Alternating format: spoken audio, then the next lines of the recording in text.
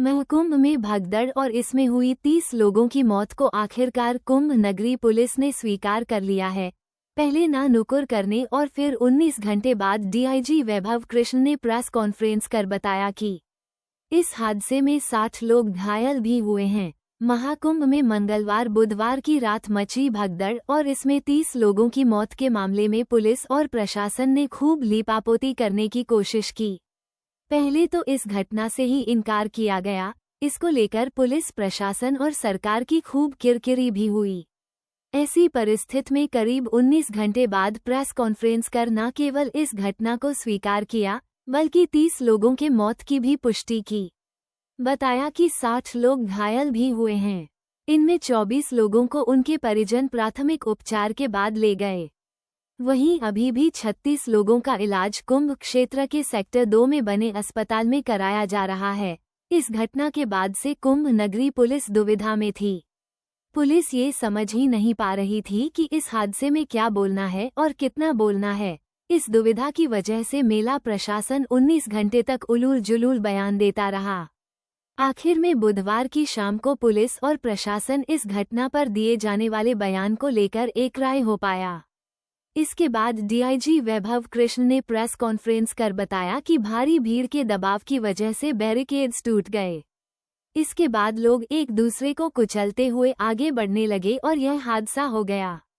ऐसे बदली पुलिस की थ्योरी। पहली थ्योरी, ये हादसा रात में करीब 2 बजे के आसपास हुआ। इस हादसे के बाद पुलिस ने पहला बयान दिया। इसमें पुलिस ने भगदड़ को मामूली धक्का मुक्की बताया। कहा कि इस धक्का मुक्की में कुछ लोगों को चोटें आई हैं। दावा किया कि अब स्थिति नियंत्रण में है। दूसरी थ्योरी, हादसे के करीब 9 घंटे बाद एसएसपी कुंभनगरी राजेश द्विवेदी ने मीडिया से बात की। इसमें उन्होंने भगदड़ मचने की बात को पूरी तरह नकार दिया। कहा कि भीड़ की वजह से धक्का मुक्की हुई और कुछ लोग घायल हो गए। तीसरी थ्योरी, हादसे के करीब 16 घंटे बाद डीआईजी कुंभनगरी वैभव कृष्ण सामने आए। उन्होंने भगदड़ को भी माना और इसमें होने वाली 30 से अधिक मौतों को भी स्वीकार किया। बताया कि इस हादसे में 60 लोग घायल हुए हैं। हादसे की ये रही वजह। महाकुंभ हादसे पर प्रधानमंत्री नरेंद्र मोदी और मुख्यमंत्री योगी आदित्यनाथ की सीधी नज़र थी। ऐसे में प्रशासन को तत्काल एक्शन में आना पड़ा। आनन फानन में मामले की जांच कराई गई। इसमें पता चला कि मेला क्षेत्र और अखाड़ों के कुछ बैरिकेड्स टूटने की वजह से यह हादसा हुआ है। दरअसल बैरिकेड्स टूटते ही अनियंत्रित भीड़ स्नान घाटों की ओर बढ़ने लगी।